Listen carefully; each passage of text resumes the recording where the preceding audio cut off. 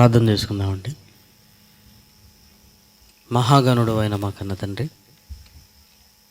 మీ ప్రేమను బట్టి, మీ కృపను బట్టి, మీ జాలిని బట్టి, వాత్సల్యతను బట్టి మూడవ దినానికి చేరుకొని చక్కటి మాటలను ఇప్పటి వరకు మేము వినగలిగాం. తిరిగి నీ పాదాల చెంతనైన వినమ్రులమై మీరిచ్చే ఆలోచన కొరకు, వివేచన కొరకు వేగిరపడుతుండగా కృప చూపించండి నాయన. నీ మాటలలోనే మేలు కొలుపు ఉందని, నీ మాటలలోనే మా జీవితాలకు నాయన సరి అయిన గమ్యం దొరుకుతుందని ఆశ కలిగి ఉండగా నాయన తృప్తిపరచండి. బలహీనునైనా నన్ను జ్ఞాపకం చేసుకోండి, బలపరచండి. నీ విలువైన నీ మాటలనైనా మీ పిల్లల ముందుంచగలిగే స్థితి సామర్థ్యాన్ని కలిగించమని కోరుతూ, తండ్రి ప్రతి మాట ద్వారా నిన్ను మహిమపరచగలిగే బుద్ధిని ప్రసాదించమని కోరుతూ, వెంటున్న మీ పిల్లలందరికీ నాయన మీ మాటలుగా స్వీకరించే మంచి మనసును అనుగ్రహించమని బ్రతిమలాడుతూ ప్రాధేయపడుతూ క్రీస్తు నామమున నీ ప్రార్థన అడిగి వేడుకొనుచున్నాము తండ్రి, ఆమేన్. ప్రియమైన దేవుని వారలారా, జీవన పోరాటంలో జీవితాలకు మేలు కొలుపు అనే ఈ చక్కటి అద్భుతమైన అంశంతో కూడిన సభలలో మూడవ దినానికి మనం చేరుకున్నాం. దేవుడు ఈ మూడవ దినము కూడా తన కనికరాన్ని మన పట్ల చూపిస్తూ చక్కటి మాటలను మన ముందుకు తీసుకొని వచ్చిన పరలోకమందున్న కన్న తండ్రికి క్రీస్తు పేర కృతజ్ఞతాస్తుతులు చెల్లించుచున్నాను. అదేవిధంగా వేదికను అలంకరించిన దైవజనులకును, మరి ఈరోజు ముఖ్య అతిథిగా మన మధ్య ఉన్న లయోలా క్యాంపస్ మరి ఇన్ఛార్జి గారైన దైవ సేవకులు, పెద్దలు, గౌరవనీయులు ఆరోగ్య స్వామి గారికి కూడా క్రీస్తు పేర శుభములు, వందనములు తెలుపుకుంటున్నాను. దేవుని పిల్లలైన మీ అందరికీ కూడా క్రీస్తు పేర వందనములు తెలుపుతూ, జీవన పోరాటంలో మనిషి ఎలా బ్రతకాలన్నా ఒక ప్రశ్నను అతి పెద్ద ప్రశ్నగా తన జీవితంలో వేసుకొని రకరకాల దారులు వెతుకుతూ జీవన పోరాటంలో చిక్కుబడుతూ దేవునికి దూరం అవుతున్నాడు అని అనేక సందర్భాలను మనం మాట్లాడుకుంటున్నాం. ఎలాగైనా బ్రతికేయాలన్న తపన, ఎవరు ఏమైపోతే నాకేంటి అనే ఒక స్వార్థం, ఏం చేసినా పర్వాలేదులే అనే ఒక స్థితి వల్ల నెమ్మదిగా మనిషి దేవునికి వ్యతిరేకమైన కార్యక్రమాలను చేస్తూ తన జీవితం బాగుంటుంది అనుకుంటున్నాడు. కానీ చివరికి తాను చేసిన పనుల వల్లే తన జీవితం చితికిపోతుంది అని తెలియక ఈరోజు మనుష్యులకు మేలు కొలిపే మాటలు లేకపోవటం వల్లే ప్రతి మనిషి తనను తాను సమర్థించుకునే స్థితిలో ఉన్నాడు. ప్రియమైన వారలారా, ఎందుకు ఇలా మనిషి మారుతున్నాడు? అలా మారటం వెనుక ఎవరి హస్తం ఉంది? మనిషిని మార్చడానికి పరలోకమందున్న దేవుడు ఏం చేస్తున్నాడు? దేవుని నుంచి దూరం చేయటానికి దుష్టుడు ఏం చేస్తున్నాడు అని ఈ మూడో రోజు కూడా దేవుని మాటలలోనికి వెళ్ళగలిగితే ఒక చక్కటి మాట బైబిల్ గ్రంథంలో మనకు కనపడుతుంది. దయచేసి తిమోతి గారికి రాసిన రెండవ పత్రిక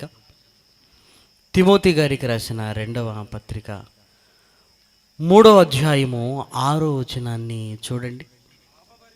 పాపభరితులై నానా విధములైన దురాశల వలన నడిపింపబడుతున్నారు.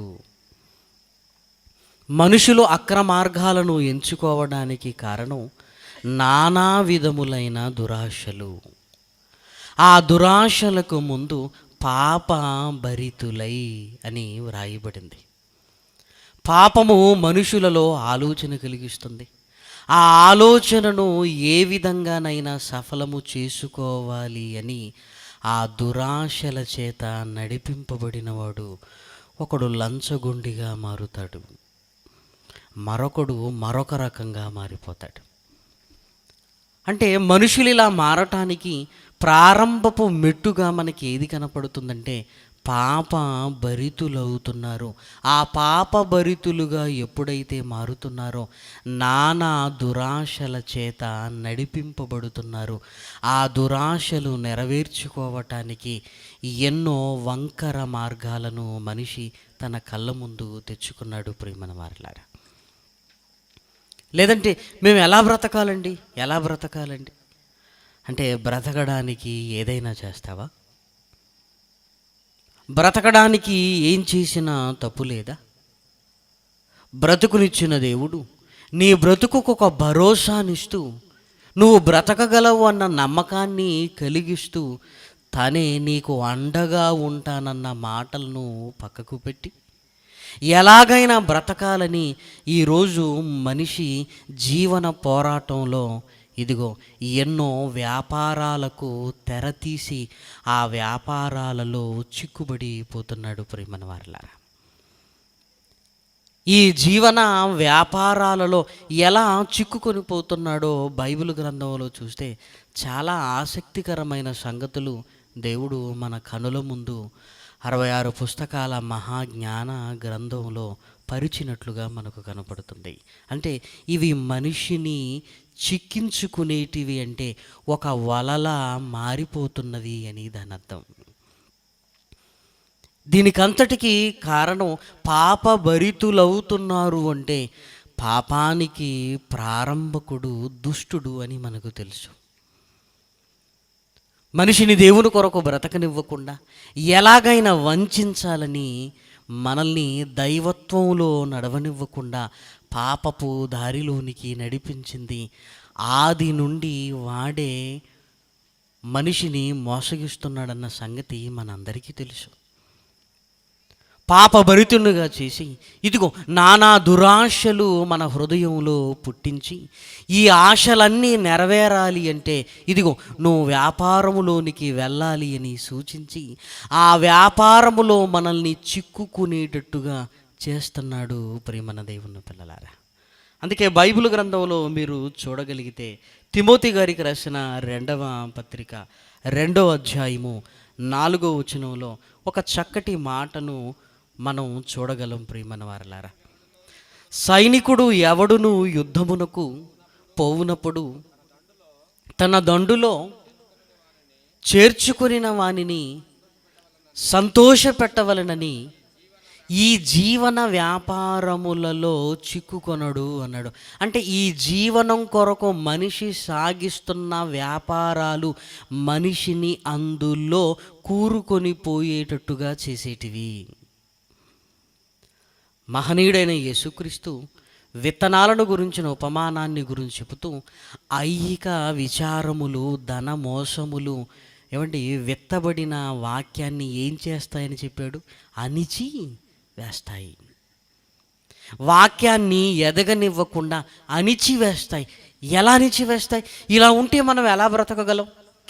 బ్రతకాలంటే కొన్ని అలా పట్టించుకోకూడదు అని. ఏమంటే ఈ జీవనం కొరకు వ్యాపారం చేయటం తప్ప అని ఒకవేళ మీరు అడగగలిగితే వ్యాపారాన్ని తప్పు అని దేవుడు అనటం లేదు. ప్రియమైన వారలారా, వ్యాపారంలో ఒక కొత్త కోణాన్ని ఈరోజు మనం చూడగలుగుతున్నాను. దాని పేరేంటో తెలుసా? దుర్వ్యాపారము. వ్యాపారంలో వచ్చేది లాభము. ఆ లాభము నీ జీవనం కొరకు సరిపోతుంది. కానీ మనిషి వ్యాపారపు ముసుగుల్లో చేస్తున్నది ఏంటో తెలుసా? దుర్వ్యాపారము.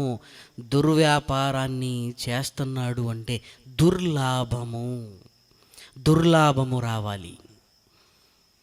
దుర్లాభము, ఆ దుర్లాభం కొరకు దుర్వ్యాపారాలలోనికి వెళ్ళిపోతున్నాడు. ప్రియమైన వారలారా, ఆ వ్యాపారంలో చిక్కుకుంటున్నాడు, ఇక బయటికి రాలేడు. అందులో నుంచి లేవలేని స్థితి, అందులో నుంచి ఇదిగో నన్ను నేను సరిదిద్దుకోవాలి అన్న స్థితి లేకుండా జీవన వ్యాపారములో చిక్కుకొనడు అంటే ఈ జీవనం కొరకు సాగించే భయంకరమైన దుర్వ్యాపారాలు మనిషిని చిక్కించుకుంటాయి. ప్రియమైన వారలారా, వాడు వల వేసి చిక్కించుకున్నాడు అన్న మాట మనకు తెలుసు కదా. వాడు వేసిన ఆ వలేంటి అంటే, ఇదిగో ఈ జీవన వ్యాపారాన్ని ఒక వలలా మార్చి ఆ వలలో నిన్ను చిక్కించుకుంటున్నాడు ప్రియమైన వారలారా. ఇదిగో నీ దురాశలు నెరవేర్చుకోవాలి అంటే వ్యాపారము చేస్తే వచ్చిన లాభం వల్ల నీ కోరికలు ఎలా తీరుతాయి? అలాగైతే నేనేం చేయాలి? ఇదిగో వ్యాపారమే చేయి. ఎవరు చేయటం లేదు. దుర్వ్యాపారములోనికి నెమ్మది నెమ్మదిగా తీసుకొని వెళుతుంది ప్రియమైన వారలారా. బైబిల్ గ్రంథంలో దేవుడు చాలాసార్లు హెచ్చరిస్తున్నాడు, ఇదిగో ఆ దుర్వ్యాపార జోలికి మీరు వెళ్ళకండి అని. బ్రతకాలన్న ఒక కాంక్ష మనిషిని నెమ్మదిగా తప్పులోనికి, అవినీతిలోనికి, ఎలాగైనా సంపాదించాలని దుర్లాభాన్ని అపేక్షించే స్థితిలోనికి తీసుకుని వెళుతుందని గ్రహించిన పరలోకమందున్న తండ్రి ముందుగానే హెచ్చరిస్తున్నాడు ప్రియమైన వారలారా. బైబిల్ గ్రంథంలో మీరు చూడగలిగితే చక్కటి మాటలు బైబిల్ గ్రంథంలో మనకు కనపడుతుంటాయి. తీతు గారికి రాసిన పత్రిక మొదటి అధ్యాయము 6వ వచనాన్ని చూడండి. ఎవడైనను నిందారహితుడును ఏకపత్ని పురుషుడును దుర్వ్యాపార విషయములలో నేరము మోపబడని వాడై ఉండవలెను. ఇదిగో దుర్వ్యాపారాల విషయంలో మీరు చాలా జాగ్రత్తగా ఉండాలి అని ఇదిగో దేవునిలో ఉంటున్న మనల్ని హెచ్చరిస్తున్నాడు. పేతురు గారు రాసిన పత్రిక, మొదటి పత్రిక 4వ అధ్యాయము 4వ వచనాన్ని చూడండి. పేతురు గారు రాసిన మొదటి పత్రిక 4వ అధ్యాయము 4వ వచనం. అపరిమితమైన దుర్వ్యాపారమునందు, ఇదిగో ఆ అపరిమితం, దానికి పరిమితి లేదు. దుర్వ్యాపారానికి, వ్యాపారం చేసేవాడికి హద్దులు, నియమానాలు, కొలతలు, కొన్ని రూల్స్, రెగ్యులేషన్స్ ఉంటాయి. దుర్వ్యాపారం చేసేవాడికి ఏముంటాయి? అపరిమితము అన్నాడు. దీనికి ఇదిగో పరిమితులు లేవు. ఎంత మోసమైనా చేసేయచ్చు, ఎంత మోసమైనా. ఎఫెసీలకు రాసిన పత్రిక 5వ అధ్యాయము 18వ వచనాన్ని చూడండి. ఎఫెసీలకు రాసిన పత్రిక 5వ అధ్యాయము 18వ వచనం. మరియు మద్యముతో మత్తులై ఉండకుడి, దానిలో భయంకరమైన దుర్వ్యాపారము కలదు. దుర్వ్యాపారము కలదు. చూసారా? దుర్వ్యాపారము కలదు.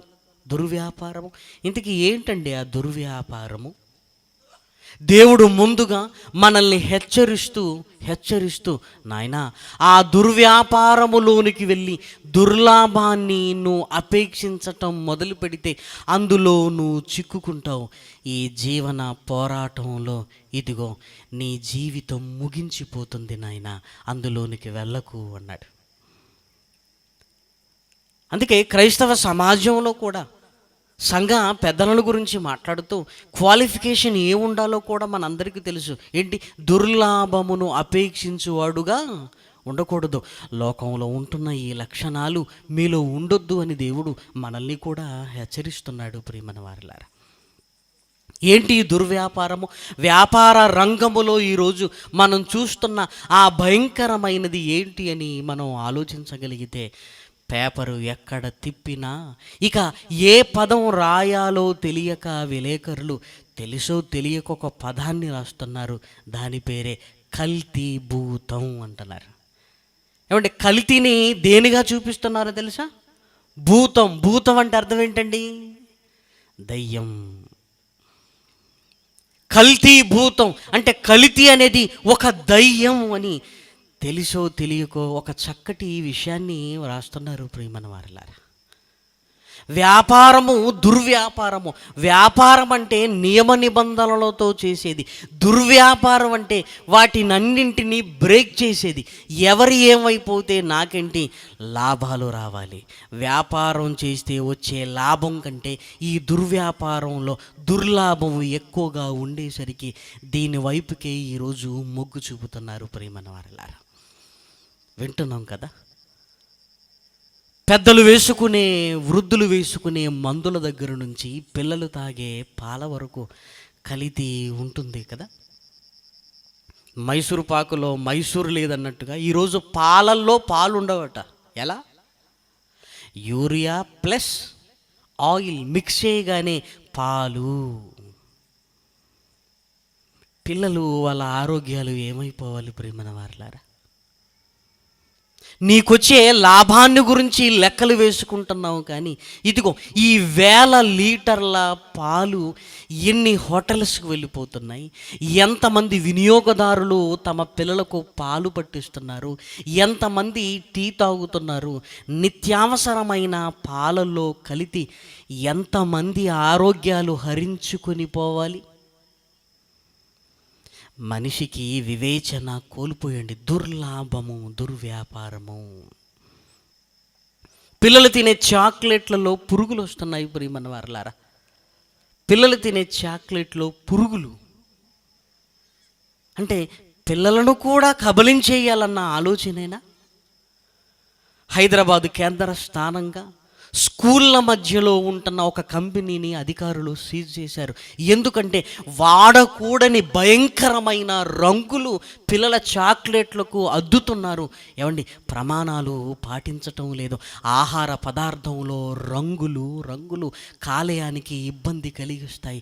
పిల్లలు తింటున్నప్పుడు వాడు చిన్ననాడే కాలేయపు సంబంధమైన రోగిగా అయిపోతే ఆ కుటుంబానికి ఎన్ని కన్నీళ్ళు.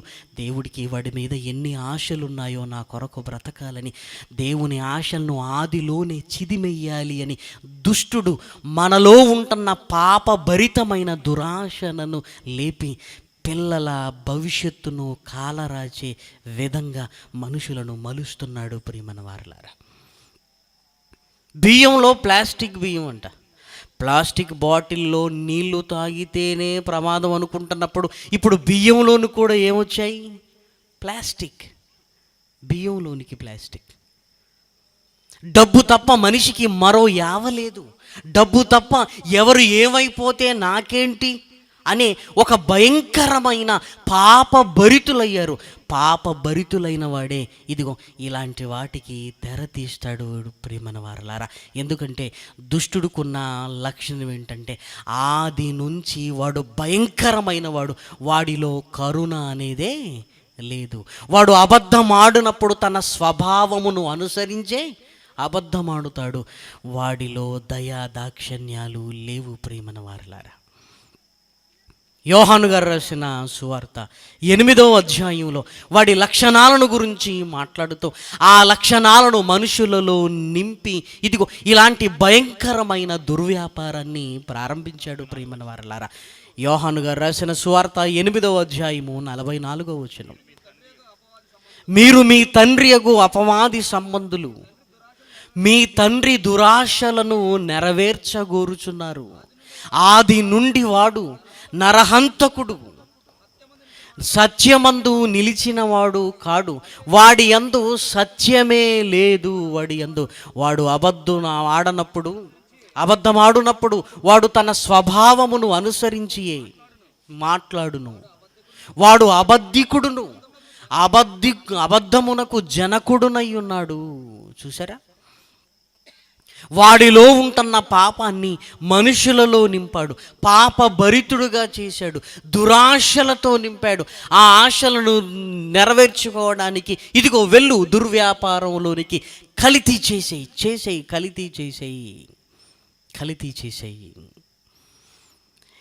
మనుషులు ఇష్టంగా తినే బిర్యానీలో కూడా ఒక భయంకరమైన ఆయిల్ వస్తుంది. ఆ భయంకరమైన ఆయిల్ ఎందులో నుంచి తీస్తున్నారని మనం టీవీ 9లో, టీవీ 5లో చూసామండి. కుళ్ళిపోయిన ఎముకల నూనె. ఓ చికెన్ తిందామంటే భయం. ఎందుకంటే కోళ్ళకు ఇంజెక్షన్స్ అండి. కోళ్ళకి ఇంజెక్షన్. ఒక మసాలా వాడదామనుకుంటే మిరియాలు కల్తీ అయిపోయాయి ప్రియమైన వారలా. ఏంటో తెలుసా? పపాయా సీడ్స్, పప్పడం పండు అంటాం కదా, దాని గింజలను ఇదిగో ఇవే మిరియాలుగా మార్కెట్లో అమ్ముతున్నారు. కారాన్ని గోధుమ పిండిలో రెడ్ కలర్ కలిపి ఇది కారం అంటున్నారు. ఇసుకలో ఇదిగో తౌడులో ఇసుకను మిక్స్ చేసేస్తున్నారు. ఒక టీ పొడిలో ఏంటో తెలుసా కలిపి, రంపంపు పొట్టుకు టీ పొడి రంగేసి ఇదే తాజా టీ పొడి అని అమ్మేస్తున్నారు. ప్రేమను వారలారా, చూసారా ఎన్ని ఒకటా రెండా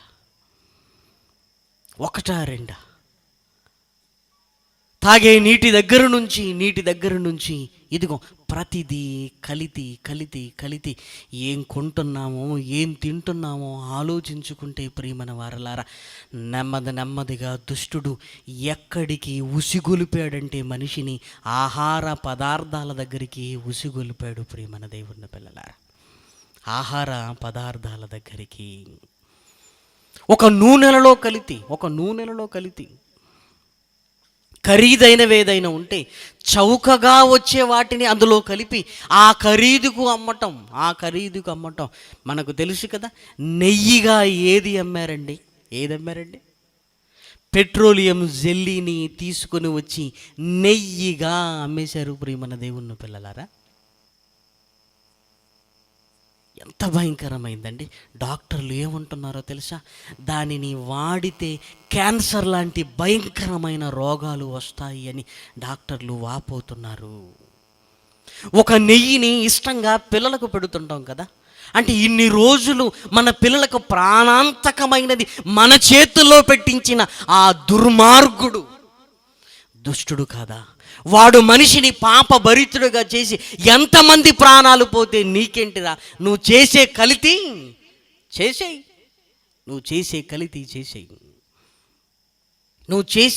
చేసేయి. ప్రత్యక్షంగా ప్రాణాలు తీసేవారిని హంతకుడు అంటే, పరోక్షంగా దినదినము చావుకు దగ్గర చేస్తున్న ఈ దుర్మార్గులని ఏమనాలి? ప్రియమైన వారలారా, ఏమనాలి చెప్పండి? ఏమనాలి? దుష్టుడు మానవాళిని ఎలా రేపుతున్నాడో చూసారా? జీవన పోరాటంలో నువ్వు కోట్లు గడించాలి. ఇదిగో వ్యాపారము నియమ నిబంధనలతో చేస్తే నీకు లాభం వస్తుంది. ఈ లాభం నీ కూటికే సరిపోతుందా? మార్చు, నీ ఆలోచనలు మార్చు, నీ మెటీరియల్ను మార్చు. ఇదిగో మనిషిని మోసం చేయి, నమ్మించు, ఫస్ట్ క్లాస్ అను, దీనికంటే ఇంకొకటి లేదు అను చెప్పు. వాడి చేత కొనిపించడానికి ఎన్ని అబద్ధాలు ఆడుతావో ఆడు. మాటికి అబద్ధమే. తెలియదా నీకు?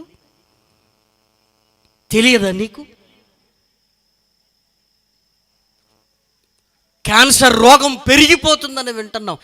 ఎందుకు పెరిగిపోతుంది? తినే తిండి వల్ల అని డాక్టర్లు అంటున్నారు, పీల్చే గాలి వలన అని డాక్టర్లు అంటున్నారు. డాక్టర్ దగ్గరికి వెళ్ళగానే ఆరోగ్యం బాగోలేదనగానే మొట్టమొదటి అడిగే ప్రశ్న ఏంటో తెలుసా? నిన్నేం తిన్నావు, మొన్న ఏం తిన్నావు అంటే తిండి వలనే ఇవన్నీ ఉన్నవన్న సంగతి తెలుస్తున్నాయి కదా ప్రియమైన వారలారా. చంటి పిల్లలు ఈరోజు రోగులవుతున్నారు. చంటి పిల్లలకు డయాబెటీస్. ప్రియమైన వారలారా, షుగర్ మందు వేసుకోవటమే వాడికి ఇబ్బంది అయినప్పుడు వాడు ఇన్సులిన్ ఏమని తీసుకోవాలి? ప్రియమైన వారలారా, వాడి భవిష్యత్ ఏం కావాలి? ప్రియమైన దేవుని పిల్లలారా, ఆఫ్టర్ ఆల్ నీ సంపాదన కొరకు ఎంతమందిని శ్మశానానికి పంపిస్తున్నారండి? దుర్మార్గుడు, దుష్టుడు పాప భరితులుగా మనుషులను చేసి వాడి దురాశలను రేపి చెయ్యి. ఎందులో కలితీ చేస్తావో అందులో కలితీ చేసేయి. నీ ఇష్టం. కలితీ లేనిది ఎక్కడ? పేదవాడి కన్నీళ్లు తప్ప కలితీ లేనిది ఎక్కడ చెప్పండి ప్రియమైన వారలారా. హాస్పిటల్లోకి వెళ్ళి చూడండి, భయంకరమైనవి. ఏదో తిన్నాడు. ఆ తినగానే ఇదిగో అయిపోయింది. ఆ తిన్నది అనారోగ్య కారణమైపోయింది. ప్రియమైన వారలారా, ఎందుకు దుష్టుడు ఆహార పదార్థాలలోనికి వచ్చాడు? ఎందుకు ఈ కలితి భూతాన్ని సమాజం మధ్య పెట్టాడో ఆలోచించగలిగితే ప్రకటన గ్రంథంలో ముందుగానే దేవుడు హెచ్చరిస్తున్నట్లుగా మనం చూడగలం. ప్రకటన గ్రంథము 6వ అధ్యాయము 5-6 వచనాలు. ప్రకటన గ్రంథము 6వ అధ్యాయము 5-6 వచనాలు. ఆయన 3వ ముద్రను విప్పినప్పుడు రమ్ము అని మూడవ జీవి చెప్పుగా వింటిని. నేను చూడగా ఇదిగో ఒక నల్లని గుర్రము కనబడెను. దాని మీద ఒకడు త్రాసు చేత పట్టుకొని కూర్చుండి ఉండెను. మరియు దేనారమునకు ఒక సేరు గోధుమలనియు, దేనారమునకు 3 సేర్ల యవలనియు, నూనెను ద్రాక్షారసమును పాడు చేయవద్దనియు ఆ 4 జీవుల మధ్య ఒక స్వరము పలకగా నాకు వినపడెను. పాడు చేయకండి, ఆహారాన్ని పాడు చేయకండి, పాడు చేయకండి. త్రాసు మోసం. ఈరోజు తూనికలలో కొలతలలో మోసం కదా. ఒక వినియోగదారుడికి తాను వెచ్చిస్తున్న ధనానికి సరి అయిన తూకాన్ని తీసుకునే హక్కు ఉంది. ఈరోజు హక్కుంది. కానీ ఎక్కడ ఏ ప్యాకెట్ను మనం తూకం వేస్తే సరి అయిన మెటీరియల్ మనకు వచ్చిందన్న సంతోషం ఏముంది ప్రియమైన వారలారా? దుర్వ్యాపారము, తూనికలు రాళ్ళలో మోసం, త్రాసులో మోసం. ఏమండి, మనిషిని మోసం చేయటానికి దుష్టుడు అన్ని రకాలుగా పై ఎత్తు వేస్తున్నాడు. ఒక జీవి పలకగా నేను వింటిని, ఇదిగో నూనెను ద్రాక్షారసాన్ని పాడు చేయకండి. అమ్మో, ఈ నూనెను ద్రాక్షారసాన్ని అనగానే ఆహార పదార్థాలను ఎందుకు పాడు చేస్తున్నాడో బైబిల్ గ్రంథములోనికి వెళితే దేవుడు ప్రారంభములో అన్నింటినీ చాలా మంచివి దేవుడు మనకిచ్చాడన్న సంగతి మనందరికీ తెలుసు. ఆదికాండము 1వ అధ్యాయము చివరి వచనాన్ని మీరు చూడగలిగితే, దేవుడు తాను చేసినది యావత్తును చూచినప్పుడు అది చాలా మంచిదిగా ఉండెను. మంచి ఆహార పదార్థాలు ప్రియమైన వారలారా, మంచి ఆహార పదార్థాలు. నా పిల్లలు చక్కటి ఆరోగ్యకరమైన ఆహారాన్ని భుజించాలని దేవుడు ఈ ప్రకృతిలో చక్కనివి ఇచ్చాడు. ఎందుకు? ఆరోగ్యంతో ఉంటూ నా కొరకు బ్రతకాలి నా పిల్లలు. స్వచ్ఛమైన గాలిని పీల్చాలి, స్వచ్ఛమైన నీటిని త్రాగాలి, మంచి ఆహార పదార్థాలను భుజించాలి అని. ఓహో, ఆరోగ్యముతో ఉంటే దేవుని కొరకు బ్రతుకుతారు, ఆరోగ్యముతో ఉంటే దేవుని కొరకు కదులుతారు, ఆరోగ్యంగా ఉంటే దేవుణ్ణి మహిమపరచటానికి వారి దేహాలను వాడుతారు. అమ్మో, వారి దేహాలతో దేవుణ్ణి మహిమపరుస్తారన్నమాట. వారి దేహాలు దేవుణ్ణి మహిమపరిచే స్థితిలో ఉండకూడదు. వారి దేహాన్ని దేవుని కొరకు వాడకూడదు అంటే ఏంటో తెలుసా? ఆరోగ్యంగా వారు ఉండకూడదు. ఆయుష్ను ఏమీ చేయలేని దుష్టుడు. ఎందుకంటే దేవుడు 60 సంవత్సరాలు మనకిచ్చాడు అనుకోండి, ఆ 60 సంవత్సరాలను దుష్టుడేం తగ్గించలేడు. మన ఆయుష్ను ఏమీ చేయలేని దుష్టుడు మన ఆరోగ్యంపై కన్నెర్ర చేశాడు. ఎందుకు? నీ దేహముతో నువ్వు దేవుణ్ణి మహిమపరచటానికి వీలు లేదు, నీ దేహము కదలటానికి వీలు లేదు, నీ దేహము దేవుని పనికి రావటానికి వీలు లేదు. ఏం చేయాలి? మంచి పదార్థాలు ఇచ్చిన కన్న తండ్రి ఆ ఆహార పదార్థాలు వీళ్ళు తింటే ఆరోగ్యంగానే ఉంటారు. వీరి ఆరోగ్యాన్ని హరించి వెయ్యాలి అంటే ఇదిగో ఆహార రూపంలో దేనిని తీసుకుని వెళ్ళాలి? కల్తీని తీసుకుని వెళ్ళాలి. చాలామంది ఫోన్ చేసి కూడా అదే అంటున్నారు, అన్న రావాలని ఎంతో ప్రిపేర్ అయ్యావన్నా ఆరోగ్యము బాగోలేదన్నా. ఆపగలిగాడు. ఆరోగ్యము బాగోలేదు. ఎందుకు బాగోలేదు? ఆహార పదార్థాలకు ఏమైపోయింది? కల్తీ. ఈ కల్తీని ఎవరు ప్రారంభించాడు? దుష్టుడు. ఎందుకు ప్రారంభించాడు? దేవుడు కొరకు నువ్వు బ్రతకకూడదు, ఆయనను మహిమపరచటానికి వీల్లేదు. పైగా ఊహించని రోగాలు మన మీద పడగానే ముందుగా మనం నిందించేది ఎవరినండి? దేవుడే ఉంటే ఇంత భయంకరమైన రోగం నాకెందుకు వస్తుంది? చూసారా, మిమ్మల్ని ఎలా దేవుడు వంచిస్తున్నాడు అని మరలా దేవునికి వ్యతిరేకంగా మనల్ని మలచటం ప్రియమైన వారలారా. దేవునికి వ్యతిరేకంగా మనల్ని మలచటం ప్రియమైన వారలారా, చూసారా? దేవునికి వ్యతిరేకంగా. అందుకే ప్రతి ఒక్కరు అడిగే ప్రశ్న, అన్న దేవుడే ఉంటే నాకే ఎందుకు ఈ రోగము రావాలి? దేవుని వల్ల వచ్చిందని ఎందుకు అనుకుంటున్నావు? నువ్వు తినే తిండి వల్ల వచ్చింది. ఆ తిండికి ఏమైందో ఏ రోజైనా ఆలోచించావా? బాగుంది అనుకుంటున్నాం, కానీ ఏం తింటున్నామో అన్న ఆలోచన ఉందా? దేవుడి కొరకు మన ఆరోగ్యాలను దాచుకోవాలన్న ఆలోచన ఉందండి ఈరోజు? ఆలోచించండి ప్రియమైన వారలారా. చౌకగా దొరికిందంటే ఆరోగ్యం ఏమైపోయినా పర్వాలేదనుకునే స్థితి మనది. దేవుని కొరకు బ్రతకవలసిన వాడవు, దేవుడిచ్చిన ఆయుష్ను ఇదిగో నీ కుటుంబం కొరకు బ్రతకవలసిన వాడవు. ఎందుకు ఈరోజు ఈ స్థితిలోనికి దిగజారిపోయిందండి సమాజము దిగజారిపోయింది ప్రియమైన దేవుని పిల్లలారా. ఇదిగో నూనెను ద్రాక్షారసమును పాడు చెయ్యకండి. పాపభరితులైన తన వారిలో దురాశలను నెరవేర్చుకోవటానికి ఆహార పదార్థాలలోనికి తీసుకుని వచ్చాడు. దేవుడు మంచివి ఇస్తే ఆ మంచిని పోగొట్టాడు. ఆ మంచిలో చెడును తీసుకొని వచ్చాడు. ఇప్పుడు మనం తింటున్నవి చెడు పదార్థాలు. ఈ చెడు పదార్థాల వల్ల మన ఆరోగ్యాలు ఏమైపోవాలి చెప్పండి ప్రియమైన వారలారా. చిన్న పిల్లలు కదండి, హాస్పిటల్లో సెలైన్ బాటిళ్ళ మధ్య వాళ్ళను చూస్తున్నప్పుడు, దేవా ఎన్ని కార్యక్రమాల కొరకు ఈ కుమారుణ్ణి నువ్వు పుట్టించుకున్నావయ్యా, చివరికి ఏంటి జీవితంలో సగం బ్రతకకుండానే ఏంటి ప్రాణాంతకమైన రోగం? ఎక్కడ జరిగింది లోపం? ఎక్కడ జరిగింది? వాడి ఆరోగ్యానికి ప్రమాదం. ఏది పడితే అది పిల్లలకు పెట్టకండి ప్రియమైన వారలారా. వాడు దేవుడి కోసం బతకవలసిన వాడు. ఆకలి అనగానే కళ్ళ ముందు కనిపించింది ఏదో నోట్లో దూర్చేసి అమ్మయ్య అనుకుని చేతులు దులపకండి ప్రియమైన వారలారా. కడపారా కనుకున్నది వాడి ప్రయోజనాన్ని కల్లారా చూడటానికి. వాడు కల్లారా ఎదగాలంటే ఒక తల్లిగా ఇదిగో దేవుడు నీతో చెప్తున్నది ఏంటో తెలుసా? ఇదిగో కల్తీ భూతం నీ పిల్లల్ని హరించడానికి వచ్చింది. దయ్యం ఇదిగో పిల్లల దగ్గరికి వస్తున్నాడు ప్రియమైన వారలారా. రేపటి తరాన్ని నిర్వీర్యం చేయాలి. రేపటి తరం రోగంతో మూలుగాలి. ఈ రోగాలకు కారణం దేవుడేమని వాడు నిందిస్తూ బతకాలి. అదే దేవుణ్ణి నిందిస్తూ చావాలి అన్నట్టుగా దయ్యము వేసిన ఎత్తుగడ ఈరోజు కనపడుతుంది కదా ప్రియమైన వారలారా. దుర్లాభాన్ని అపేక్షించాడు.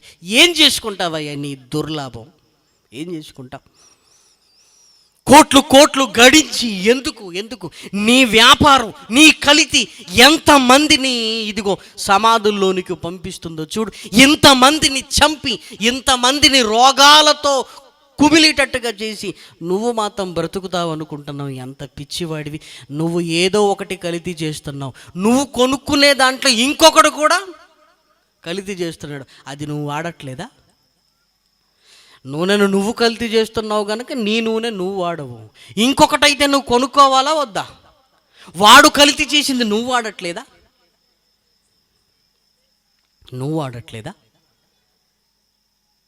ఏమంటే చివరికి ఏదో ఫ్రూట్ పెట్టాలన్న పిల్లలకి భయం అండి.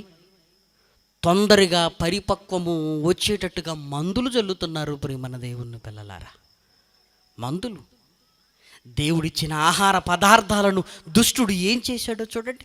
పాడు చేయొద్దు, నా పిల్లలు ఆరోగ్యంగా ఉండాలి, నా పిల్లలు వారి దేహాలతో నన్ను మహిమపరచాలి, నా పిల్లలు నా కొరకు బ్రతకాలని కోటి ఆశలతో దేవుడు ఈ ప్రకృతిని కలిగించి ఇదిగో తల్లి గర్భంలో నుంచి రప్పించి చిన్ననాటి నుంచే కంటికి రెప్పలా కాపాడుకుంటుంటే ఈ కలితి వచ్చి మన కనుపాపాలను ప్రియమైన వారలారా ఆదిలోనే కన్ను మూసేటట్టుగా చేస్తున్నది కదా ప్రియమైన వారలారా. మనిషికి ఆలోచన కలిగించటం లేదు. పాపభరితుడైన వాడికి ఇంకేం ఆలోచన ఉంటుంది చెప్పండి? పాపములో కూరుకొని పోయిన వాడికి సమాజం మీద ప్రేమ ఉంటుందా? పాపములో కూరుకున్నవాడు నా వాళ్ళే కదా అనే భావన ఉంటుందా? పాపములో కూరుకున్న వాడికి ప్రియమైన దేవుని పిల్లలారా నా వలన ఇంకొకడికి ఎందుకు నష్టం కావాలి అని ఓ మానవత్వం ఏమైనా ఉంటుందా చెప్పండి ప్రియమైన దేవుని పిల్లలారా. ఒకవైపు సరుకులలో కొలతలలో. అందుకే దేవుడు ఎక్కడికి వచ్చాడో తెలుసా? వ్యాపారాల దగ్గరికి వచ్చాడు. దుర్వ్యాపారాలు వద్దు, నాకు ఇష్టం లేదు అంటున్నాడు. అన్న నాకు ఇష్టం లేదు అంటున్నాడు. ప్రియమైన వారలారా, తూనికలను కొలతలను మార్చు వారితో దేవుడు మాట్లాడుతూ వద్దు అని ఎన్ని మాటలు బైబిల్ గ్రంథంలో రాయించాడో దయచేసి మీ బైబిల్ తెరిచి చూడండి. సామెతల గ్రంథము 11వ అధ్యాయము, సామెతల గ్రంథము 11వ అధ్యాయము మొదటి వచనం. సామెతల గ్రంథము 11వ అధ్యాయము మొదటి వచనము. దొంగ త్రాసు యెహోవాకు హేయము, సరి అయిన గుండు, సరి అయిన కొలత ఆయనకిష్టము. ఇదిగో మీ కలితి, మీ తూనికలో మోసం, ఇది నాకు ఇష్టము లేదని దేవుడు మాట్లాడుతున్నాడు. ప్రియమైన వారలారా, లేవియాకాండము 19వ అధ్యాయము, లేవియాకాండము 19వ అధ్యాయము 36వ వచనాన్ని చూడండి. న్యాయమైన త్రాసులు, న్యాయమైన గుండ్లు, న్యాయమైన తూము, న్యాయమైన పడి మీకుండవలను. ఎవరిని మోసం చేయకండి. అలా మోసం చేసి మేము బాగా బ్రతుకుతామని మీరు అనుకుంటున్నారు, కానీ అది కళ్ళ, అది అబద్ధం. మోసం చేసిన వాడు ఇదిగో బాగా బ్రతకలేడు అని దేవుడు ఎన్నిసార్లు హెచ్చరిస్తున్నాడు. ప్రియమైన వారలారా, హోషేయ గ్రంథము దయచేసి మీ బైబిల్లో చూడండి. హోషేయ గ్రంథము 12వ అధ్యాయము 7వ వచనం. హోషేయ గ్రంథము 12వ అధ్యాయము 7వ వచనము.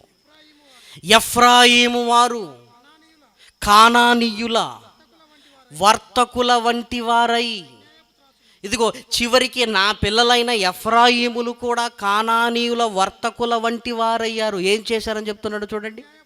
అన్యాయపు త్రాసును వాడుక చేసెదరు, బాధ పెట్టవలెనన్న కోరిక వారికి కలదు. ఇవేం కోరికలండి? అన్యాయపు త్రాసు.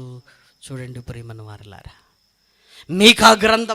మీకా గ్రంథములో వ్రాయబడిన ఒక చక్కటి మాట చూడగలిగితే, మీకా గ్రంథము 6వ అధ్యాయము 9, 10, 11 వచనాలలో సుదీర్ఘమైన విశ్లేషణ దేవుడు ఇస్తున్నాడు. ప్రియమైన వారలారా, ఆలకించుడి, యెహోవా పట్టణమునకు ప్రకటన చేయుచున్నాడు. జ్ఞానము కలిగిన వాడు నీ నామమును లక్ష్యపెట్టును. శిక్షను గురించిన వార్తను, శిక్షను నిర్ణయించిన వానిని గురించిన వార్తను ఆలకించుడి. అన్యాయము చేయువారి ఇండ్లలో అన్యాయము చేసి సంపాదించిన సొత్తులను చిన్నదిగా చేయబడిన ఏ హేయమైన కొలయు ఉన్నవి కదా, తప్పు త్రాసును, తప్పు రాళ్ళు గల సంచియు ఉంచుకొని నేను పవిత్రుడను అగుదునా? వారిలోని ఐశ్వర్యవంతులు ఎడతెగక బలాత్కారము చేయుదురు, పట్టణస్థులు అబద్ధమాడుదురు, వారి నోటిలోని నాలుక అబద్ధముగా మాట్లాడను. ఇన్ని చేస్తూ నేను పవిత్రుడను అనుకుంటున్నావు కదా, ఇవి పవిత్రమైన కార్యాలా ఏమైనా? ఇన్ని చేస్తూ, ఇన్ని మోసాలు చేస్తూ, ఇదిగో నేను పవిత్రుడను అనుకుంటున్నావు కదా, దేవుడు ఏమంటున్నాడో తెలుసా? వద్దు అంటున్నాడు ఆయన. వద్దు, ఆ దుర్లాభాన్ని నువ్వు అపేక్షించటానికి వీలు లేదు. నీ కష్టం సరిపోదని ఎవరు చెప్పారయ్యా? నీ కష్టం సరిపోదని ఎవరు చెప్పారు? పాప భరితులయ్యాం గనుక నానా విధములైన దురాశలు మనలో రేగుతున్నాయి. దుష్టుడు మనల్ని మరులు గొలుపుతున్నాడు. ఇదేలా అదేలా ఇదేలా, ఎలాగైనా సంపాదించేయాలి. ఏం జరుగుతుందిలే జరగబోయేది కొన్నవాడికి ఏమో అనుకుంటున్నాం. కొన్నవాడికే అంత ప్రమాదం జరుగుతున్నప్పుడు అమ్మినా నీకెంత జరగాలి చెప్పు? అందుకే దేవుడు తన పిల్లలైన మనల్ని హెచ్చరించుకోవాలని కోరుకుంటూ, నాయన మంచి పదార్థాలు భుజించండి నాయన అని ఆశపడుతూ ఇదిగో మనతో చెబుతున్నాడు. ప్రియమైన వారలారా, యెషయా గ్రంథము 55వ అధ్యాయము మొదటి 2 వచనాలలో దేవుడు కోరుకుంటున్నాడు. చూడండి, యెషయా గ్రంథము 55వ అధ్యాయము మొదటి 2 వచనాలు. దప్పిగొను వారలారా నీళ్ళ యొద్దకు రండి, రూకలు లేని వారలారా మీరు వచ్చి కొని భోజనము చేయుడి. రండి, రూకలు లేకపోయినను ఏమీ ఇయ్యకనే ద్రాక్షారసమును పాలను కొనుడి. ఆహారము కాని దాని కొరకు మీరు ఎలా రూకలిచ్చెదరు? జాగ్రత్తగా ఉండండి. ఆహారము కాని దాని కొరకు మీ కష్టాన్ని ఎందుకు పెట్టుకుంటున్నారు? ఇదిగో వాళ్ళు మారాలని కోరుకుంటున్నాను, వాళ్ళు మారకపోతే మీరు మారండి. ఇదిగో చక్కటి దాన్ని మీరు భుజించండి, మీరు ఆరోగ్యంగా ఉండాలి, నా కొరకు బ్రతకాలి, మీతో నేను మహిమ పొందాలని దేవుడు ఎంత చక్కగా మాట్లాడుతున్నాడు చూడండి.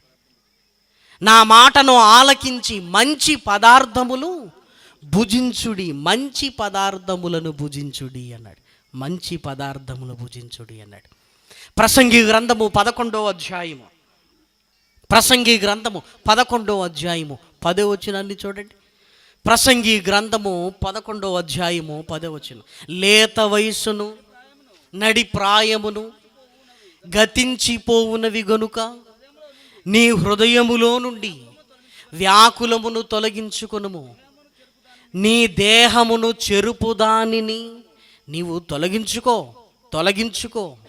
మొదటి వర్తమానంలో మనం విన్నాం, మత్తు పదార్థాలు నీ దేహానికి ఎందుకు ఉపయోగం చెప్పు? మనిషిని చూస్తే చాలా జాలేస్తుంటుందండి. తాగేటప్పుడు హీరో అనుకుంటాడు, మంచానబడి మూలిగేటప్పుడు ఎందుకు తాగనరా అని బాధపడతాడు. తాగాలనుకున్నది వాడే, ఎందుకు తాగనరా బాబో అని ఇదిగో మరలా మొత్తుకుంటున్నది కూడా వాళ్ళే. అదేదో ముందు నిర్ణయం తీసుకోరాదు,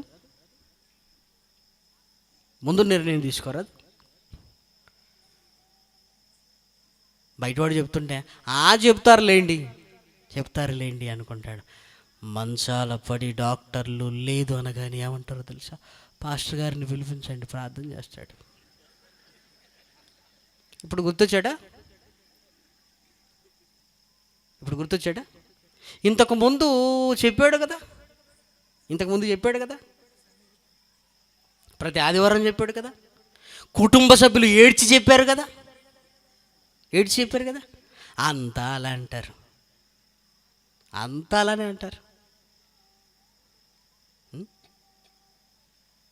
ఏమండి, బుగ్గలో గుట్కాలు, మరి ఈ చెంప కింద గుట్కా పెట్టుకుని ఏమి సాధిద్దాం అనుకుంటారో ఏంటో మరి. ఏమండి, మనం ఎంత జాగ్రత్తగా ఉన్నా కల్తీ వచ్చి రోగాలు వస్తున్నాయంటే మనోళ్ళు ఏంటంటే కల్తీ దాకా మేము ఆగమండి, మాకు ముందే రావాలి, క్యాన్సర్ రావాలి, కుటుంబ సభ్యులందరూ కూడా చేతులు వదిలేయాలి, డాక్టర్ కూడా మనకు రోగం తగ్గదనాలి. అప్పుడు నెమ్మదిగా తండ్రి నాయన గుట్కు అనిపించింది కదా నాయన కదా. ఆ రోజులు ఉంటాయి ప్రేమన వారలారా. నేను మానను అన్నవాడిని చూడండి, మనసులో పెట్టండి, వాడి జీవితంలో ఎందుకు ఇది చేశానని కుల్లి ఏడవాలి. హాస్పిటల్లోకి ఒకసారి వెళ్ళి చూడండి ఒక్కసారి. నీ దేహమును చెరుపు దానిని నీలో నుండి నీ ఆరోగ్యంతో నాకు చాలా పనుంది, నీ దేహముతో నాకు చాలా పనుంది. నేను ఎంత మహిమ తెచ్చుకోవాలి నీ దేహంతో? నువ్వు మంచాన పడతానంటే ఎలా అంటున్నాడు కన్న తండ్రి. ఆహారము కాని దాని కొరకు మీరేలా రూకలిచ్చెదరు?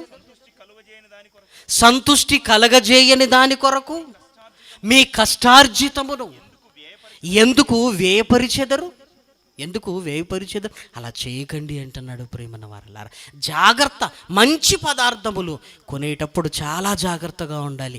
ఇదిగో భవిష్యత్తు దేవుడి కొరకు ఆరోగ్యంగా మనం బ్రతకాలన్న ఆలోచన ఉండాలి ప్రేమన్న వారలారా. కొలతలలో మాయ చేసి ఏదో సంపాదిద్దామని అనుకోకూడదు ప్రేమన్న వారలారా. ఎందుకంటే మనల్ని కూడా దేవుడు ఒకరోజు త్రాసులోనికి తీసుకొని వస్తాడు ప్రేమన్న వారలారా. ఇప్పుడు త్రాసులో మెటీరియల్ని మనం చూస్తున్నాం, రాళ్ళు మోసం చేసి. దేవుడు ఆయన దగ్గర ఒక త్రాసు ఉందట, ఆ త్రాసులోనికి ఎవరు రావాలి? మనమే. మెనే టెకేల్ ఉఫార్సిస్. దేవుడు నిన్ను త్రాసులో తూచగా నీవు ఆయనకు చాలా తక్కువగా కనబడితివి. నువ్వు తూచే త్రాసులో నీకు లాభం కనపడుతుంది, దుర్లాభం. ఆయన నిన్ను ఒకరోజు త్రాసులోనికి తీసుకుని వస్తాడు. ప్రేమన వారలారా, దానియేలు గ్రంథము 5వ అధ్యాయము, దానియేలు గ్రంథము 5వ అధ్యాయము 26వ వచనము. ఆయన నిన్ను త్రాసులో తూచగా నీవు తక్కువగా కనపడితివి. తక్కువిచ్చి సంపాదించి చివరికి ఈయనేమైపోయాడు? త్రాసులో తక్కువగా కనపడ్డాడండి, అంతే. నిన్ను త్రాసులో తూచగా నీవు తక్కువగా కనపడితివి. అప్పుడు ఏమైందో తెలుసా? ఆ రాత్రికి రాత్రే బెల్షస్సరు హతుడాయను. కొలతలు తక్కువ చేసి నువ్వే తక్కువైపోయావు కదయ్యా, నువ్వే వెయిట్ లేవు కదయ్యా. ఎక్కడికి వెళ్ళిపోతాయండి మన మోసాలు? ఎక్కడికి వెళ్ళిపోతాయండి మన ద్రోహాలు? ఎక్కడికి వెళ్ళవు ప్రియమైన వారలారా. నిన్నే కబలించడానికి నీ ఇంట్లోనే ఆ భూతం కూర్చొని ఉంటుంది ప్రియమైన వారలారా. ఆనందం అంటే ఇది కాదు ప్రియమైన దేవుని పిల్లలారా, ఇది కాదు. పరలోకమందున్న కన్న తండ్రి అంటున్నాడు, ఇదిగో దీనిని విడిపించాలి అంటే పరలోకమందున్న తండ్రి ఆలోచించాడు. ఇదిగో పాప భరితులై ఇలాంటి పనులు చేస్తున్నారు జీవన పోరాటంలో. అంటే వీరిని విడిపించాలి అంటే ముందు మనిషి పాపములో నుంచి బయటికి రావాలి ప్రేమన్న వారిలారా. పాప భరితుడయ్యాడు గనుకనే నానా దురాశల చేత నడిపింపబడుతున్నాడు. ఈ దురాశలు పోవాలంటే మనిషిలోనికి వచ్చిన పాపము పోవాలి ప్రేమన్న వారిలారా.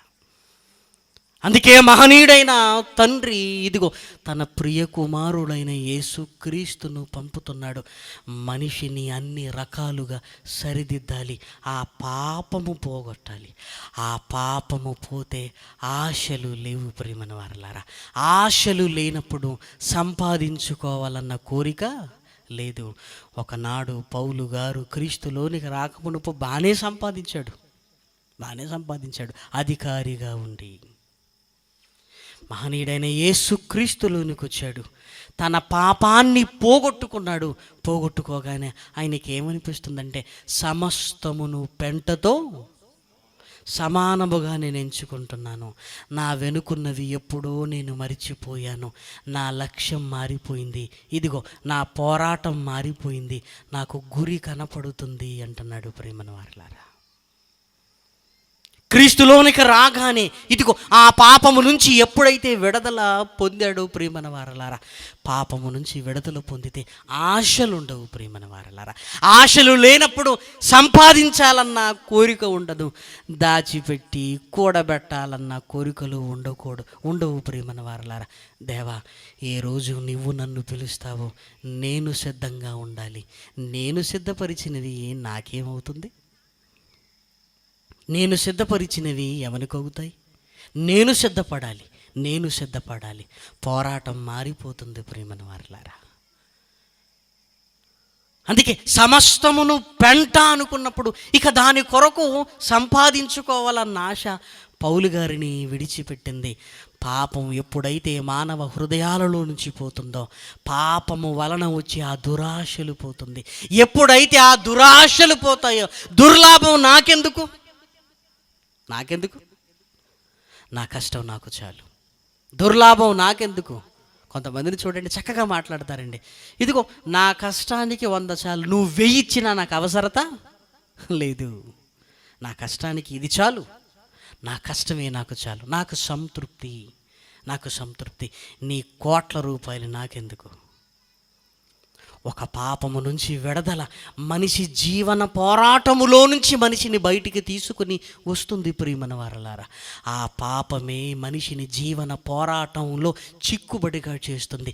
దాన్ని వదులుకోవాలి అంటే ఇదిగో నీ పాపం నుంచి నువ్వు బయటికి రాగలవా?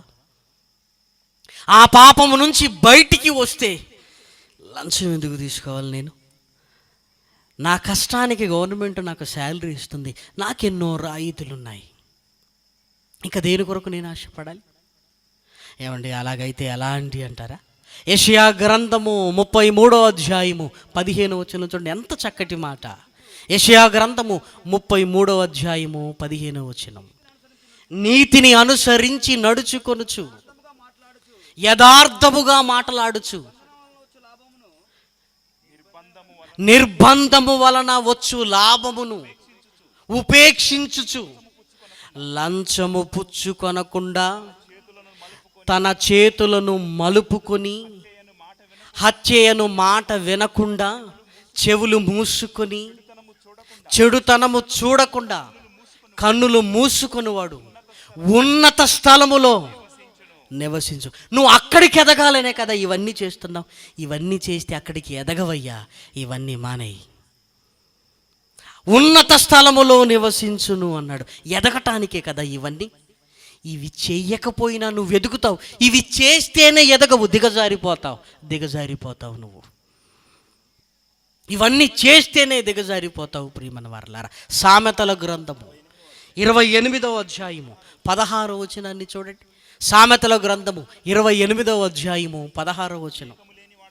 వివేకము లేని వాడవై జనులను అధికముగా బాధపెట్టు అధికారి, దుర్లాభమును ద్వేషించువాడు దీర్ఘాయుష్యమంతుడగును. దీర్ఘాయుష్యమంతుడు.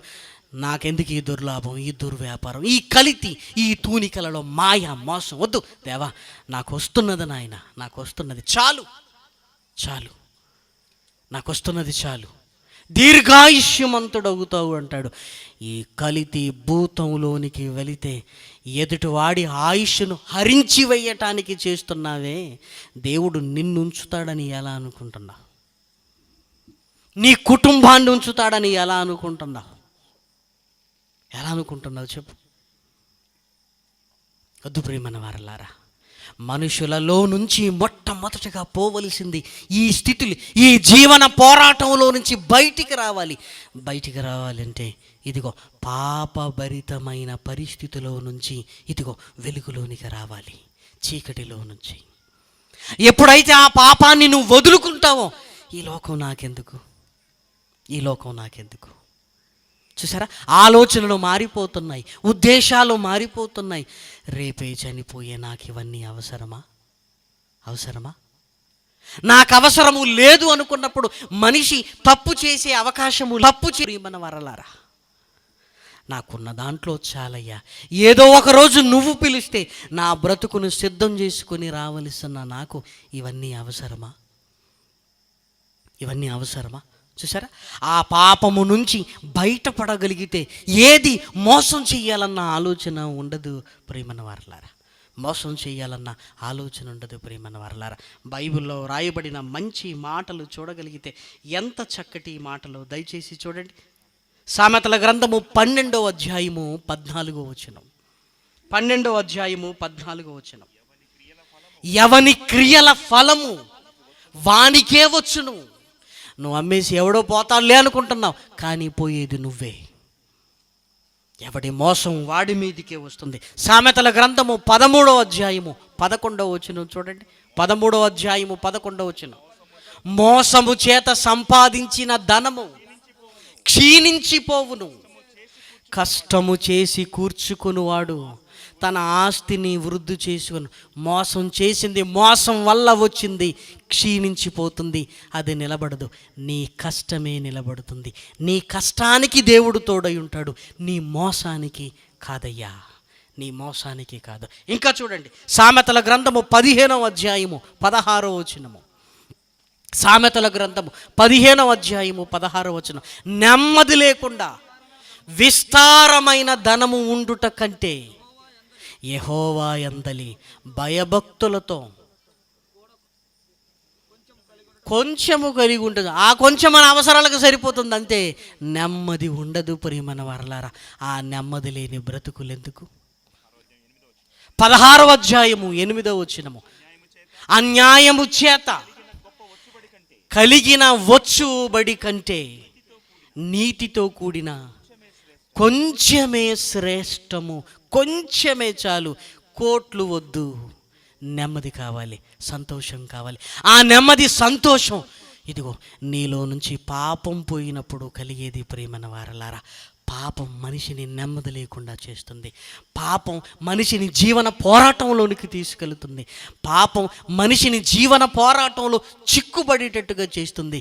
చివరికి జైలు పాలు, చివరికి అవమానాలు. ఇదిగో కల్తీ రాకెట్ గుట్టు రట్టయిపోయింది. దీని వెనకాల ఉన్నది ఎవరో కాదు, ఇదిగో పలాని వాళ్ళు. అవమానం, అవమానం.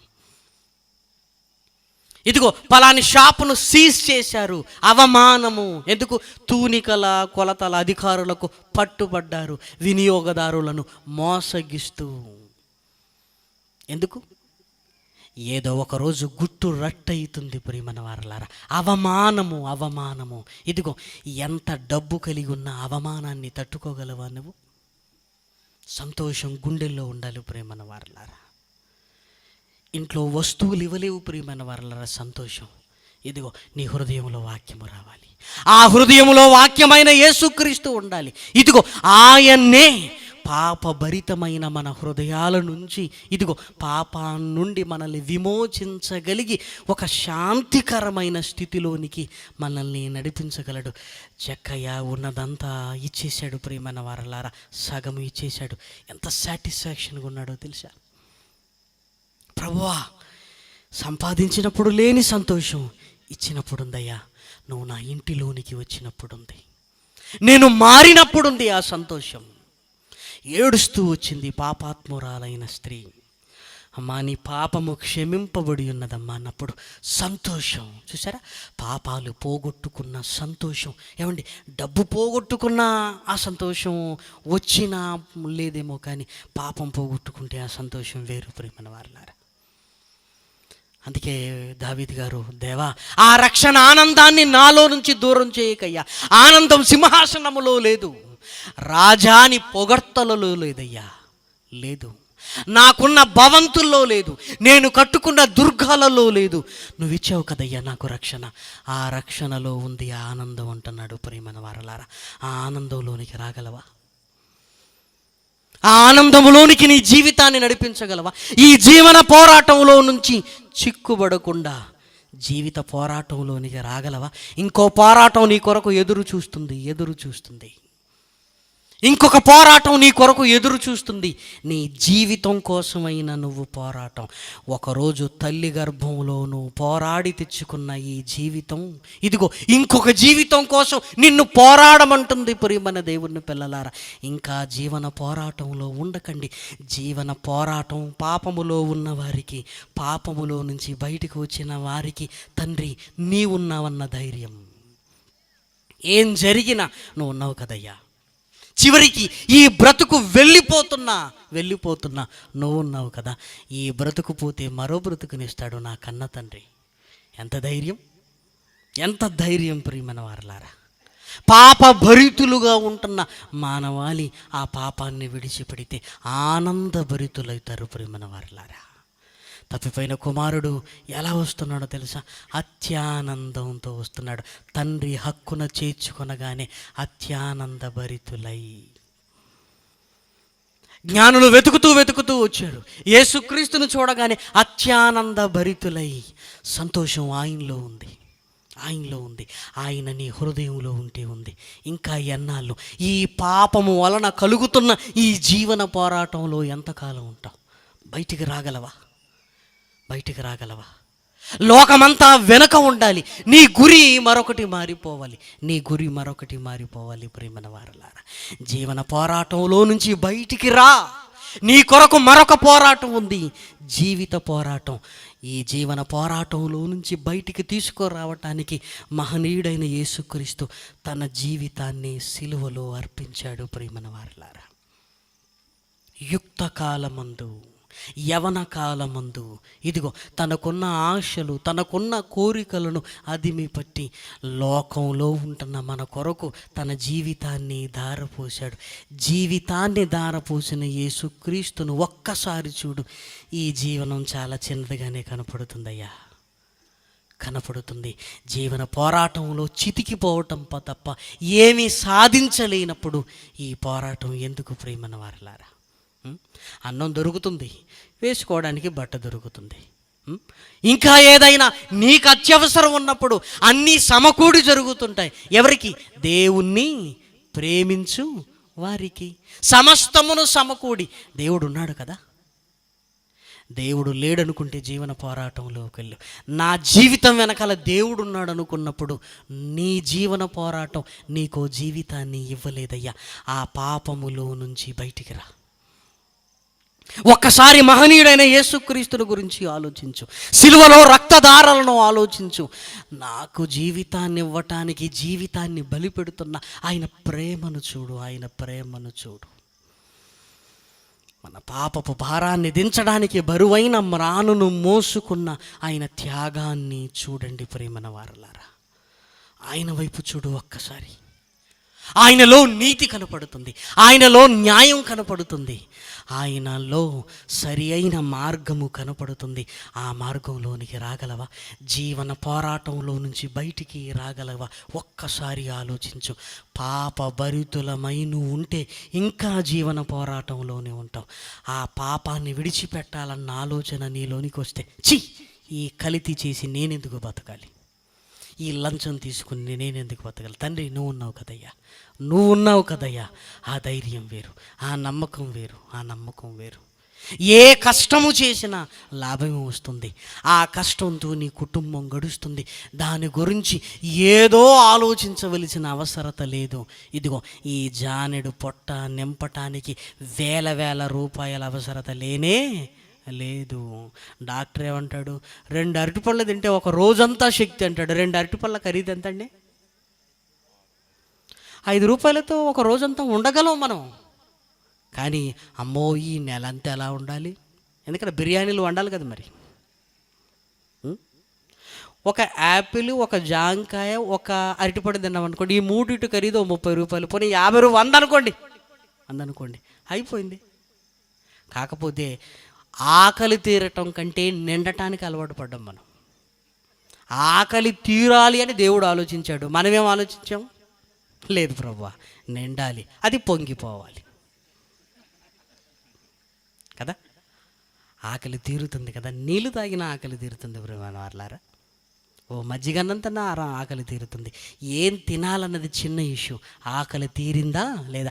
అందుకే ఆలోచించొద్దు అన్నాడు. ఆలోచించొద్దు అంటే ఈ చిన్న దాంట్లో అయిపోతుంది. దీనికో పోరాటం, దీనికో సంగ్రామం, దీనికో నీతి న్యాయములు తప్పిన బ్రతుకులు, ఇవన్నీ అవసరమా మనకి? ఇవన్నీ అవసరమా? వద్దు ప్రియమైన వారలారా. జీవన పోరాటములో నుంచి జీవితాన్ని చూపిస్తున్న యేసుక్రీస్తు మాటలను బట్టి పాపభరితులైన మనం ఇదిగో మరలా వెలుగులోనికి రావాలి. అందుకే ఆయన ఆహ్వానిస్తున్నాడు. ప్రయాసపడి భారము మోసుకొనుస్తున్న సమస్త జనులారా నా యొద్దకు రండి అంటున్నాడు. ఆయనలో పాప విమోచన, యుక్త కాలమందు మన కొరకు ప్రాణము పెట్టాడు. ఇదిగో ఆయన పాపులను రక్షించుటకు యేసుక్రీస్తు ఈ లోకమునకు వచ్చాడు. ఆయనలో రక్షణ ఉంది, ఆయనలో నీతి ఉంది, ఆయనలో సమాధానం ఉంది, ఆయనలో బ్రతుకుంది. ఆయనలో మరో జీవితాని కోసమైన పోరాటం మనకు కనపడుతుంది ప్రియమైన వారలారా. జీవన పోరాటాన్ని ఇక్కడ ముగించుకుంటూ ఆ జీవన పోరాటంలో నుంచి యేసుక్రీస్తు ఇవ్వబోయే జీవిత పోరాటంలోనికి ప్రవేశిద్దాం. జీవిత పోరాటాన్ని గురించి రేపు మాట్లాడుకుందాం. ప్రార్థన చేసుకుందాం. దయగలిగిన మా కన్న తండ్రి, మీకు వందనములు నాయన.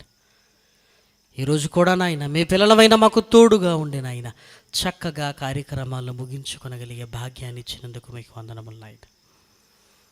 తండ్రి, ఈ చక్కటి వాతావరణంలో నాయన మీ మాటలను మేలు కొలుపుగా వినిపించడానికి నాయన, మరి అధికార గణానికి నాయన మంచి మనసు ఇచ్చి నాయన ఈ 6 దినములు సజావుగా జరగగలిగే భాగ్యాన్ని ఇచ్చినందుకు మీకు వందనములు నాయన. తండ్రి, మీ కుమారుడైన క్రీస్తు ప్రేమను నాయన మాకు కనపరుస్తూ నాయన వందలాది మంది మీ పిల్లలు నాయన చక్కటి నీ జీవవాక్కులు హృదయంలో నింపుకోవటానికి నాయన మంచి మనసు అనుగ్రహించినందుకు నాయన నీకు స్తుతులు స్తోత్రములు నాయన. మంచి ఆరోగ్యాన్ని ఇవ్వండి. ఇంకా ఈ పరిచర్యలో నాయన మీ పిల్లలను నాయన, దైవ సేవకులైన మీ పిల్లలను నాయన బలముగా వాడుకోండి. తద్వారా నాయన నీ సేవను ముందుకు తీసుకుని వెళ్ళగలిగే భాగ్యాన్ని ఇవ్వండి నాయన.